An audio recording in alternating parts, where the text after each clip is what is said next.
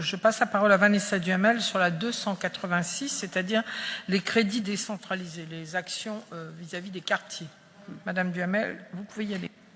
Madame le maire, chers collègues, la présente délibération est l'occasion de réfléchir au statut ainsi qu'au fonctionnement des conseils de quartier de notre commune. Chacun sait combien les Lillois, siégeant dans ces conseils, en conçoivent une bien légitime fierté et sont motivés à porter la parole de leurs voisins. Or, de façon tout à fait incompréhensible, il nous est revenu qu'en début de cette année, alors même que les conseils sont publics, il avait été décidé, sans concertation aucune, de censurer le nom des conseillers dans les comptes rendus, au motif extravagant que certains pourraient avoir des paroles imprudentes. Ainsi, un bel outil de démocratie directe devient-il le bâillon d'une infantilisation de citoyens engagés. Plusieurs d'entre eux s'en sont bien légitimement émus, ce qui a notamment conduit les conseillers du quartier de Saint-Maurice-Pellevoisin à réclamer majoritairement un vote sur la suppression de cette censure. Vote démocratique, aussitôt refusé par la présidente du Conseil, qui avançait l'argument que le bâillon, devant être universel, ne pouvait être localement soulevé. À leur suite, nous demandons que cette censure inattendue, après des années de libre expression, soit abrogée, ou si elle vous semble indispensable, que vous montriez l'exemple en faisant supprimer la mention de votre propre nom, et bien entendu des nôtres, des comptes rendus du conseil municipal. Ainsi serions-nous également protégés de tout propos imprudent. Plus récemment, une nouvelle étape répressive a été franchie, cette fois de façon tout à fait extravagante dans le quartier de Fives. Au cours d'un conseil réuni le 20 janvier 2021, il a été envisagé la plantation de 2 arbres, événement assez exceptionnel, je le concède volontiers dans votre mandature, à proximité de l'église rénovée de Notre-Dame de Fives. Une telle révolution écologique, nécessitant de supprimer des places de stationnement déjà insuffisantes en nombre dans ce quartier, il a été indiqué, je cite cette fois le procès-verbal du Conseil du 13 avril dernier, que les riverains seront consultés. L'un des conseillers, craignant une longue attente, voire une lourde inertie, avait cependant déjà pris les choses en main et décidé d'interroger en sa fonction directement les habitants.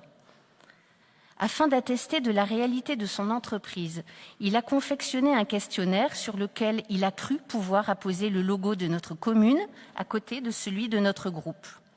Fatale imprudence qui lui a valu une convocation expresse au commissariat de police sur réquisition du parquet de la République. Oui, vous l'avez bien entendu, mes chers collègues, la drogue s'écoule à grand flot dans notre ville, des Lillois sont chaque jour agressés physiquement, verbalement ou par atteinte à leurs biens. Madame le maire écrit personnellement à Monsieur le ministre de l'Intérieur le 17 mai dernier pour lui déclarer que, je cite encore, « les habitants n'en peuvent plus de subir la loi des dealers », évoquant en outre notamment le quartier de Fives et lui demande le 31 mai suivant sur son compte Twitter la création de 300 postes de policiers supplémentaires sur l'île et la métropole, et son adjoint, M. Duhem, d'un claquement de doigts ou d'une baguette sécuritaire magique, fait convoquer au poste de police le dangereux délinquant fivois qui deal des en-têtes municipaux pour faire planter 2 arbres. Que tous les Lillois victimes en soient désormais informés, M. Duhem ne tardera à éradiquer ni les arbres ni la végétation douteuse, fût-elle sur pied, séchée ou pilée, nul des besoins de renfort ni de ministre, un questionnaire suffit.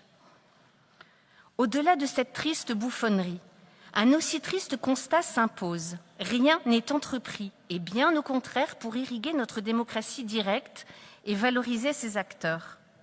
À titre d'exemple, nous disposons d'un règlement intérieur, depuis maintenant 1 an, dont l'objectif principal est de limiter notre temps de parole. Les conseils de quartier ne voient quant à eux rien apparaître de la réécriture promise du leur. Comment dès lors s'étonner de l'abstention massive de nos concitoyens et lorsqu'ils votent, de leur soutien de plus en plus massif à un courant politique qui n'est certes pas le mien, mais n'a que la démocratie directe en bouche. Comment être surpris qu'ils élisent de vieux adversaires de la démocratie représentative, dite libérale, si des élus, comme votre adjoint, mobilisent la force publique pour une futilité, plutôt que de composer un numéro de téléphone pour converser simplement et rappeler une loi que soudain ils considèrent plus urgente et importante que toute autre forme de maintien de la sécurité publique.